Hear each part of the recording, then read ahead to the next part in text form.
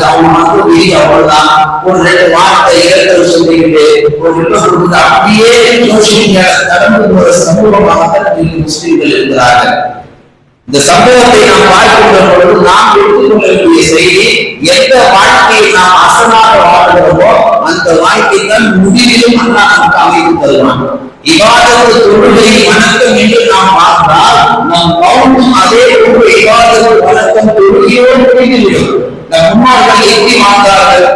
மிகப்பெரிய உயர்ந்த இடத்தில் இருப்பார்கள். ஒரு மௌன நேரத்திலும் அல்லது மன்னன் நடக்கப்பட்டதற்கு பின்னால் அல்லது மறுமையிலும் அவர்கள் என்னுடைய நிலை என்னவாக இருக்கும் என்று பயத்தோடு வாழ்ந்தார்கள் நம் முன்னோர்கள். ஆனா இன்னைக்கு உள்ள காலத்துல முஸ்லிம்கள் ஒரு இவ்வளவுடைய கோரவிதத்தை நடந்தும் கூட அந்த பள்ளிவாசலுக்கு வெளியிடும் விஷயத்துல இருக்கிறோம். அல்லாஹ் வணங்குற விஷயத்துல ஒரு அலட்சியமா தான் இருக்கிறோம்.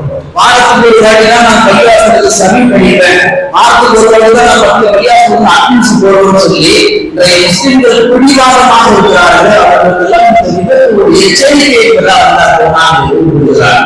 வாழும் காலம் எத்தனை நாட்களுக்கு யாருக்குமே தெரியாது. யாராவது எண்ணி பார்த்திருப்பார்களா?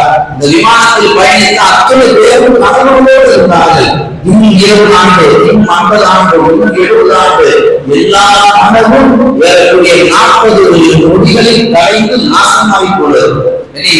நல்லடியார்களே, பெருமானார் சல்லல்லாஹு சொல்வார்கள், இது போன்ற உயர் சம்பவங்களில் முஸ்லிம்கள் தங்களுடைய அமல்களை முதலில் சரி செய்து கொள்ள வேண்டும். மவுத்து எப்போ வரும், எப்படி வரும்? நீங்க நடந்து போனாலும் வரும், நீங்க சும்மா உட்கார்ந்தாலும் வரும், நீங்க சாப்பிடும்போது வரும். இந்த விமானம் ஒரு விடுதியில தாக்கப்பட்டு அங்கு மருத்துவர்கள் சாப்பிட்டுள்ளவர்களையே ஒரு 33 பேர் இறந்து போயிருக்கிறார். அவங்க என்ன பாவம் பண்ணாங்க? ஒரு விமானத்துல பயணிச்சவங்க அங்கு போறாரு, இது போறாரு சொல்லி இறந்து போனாலும் ஒரு காரணத்தை முன்வைக்கலாம்.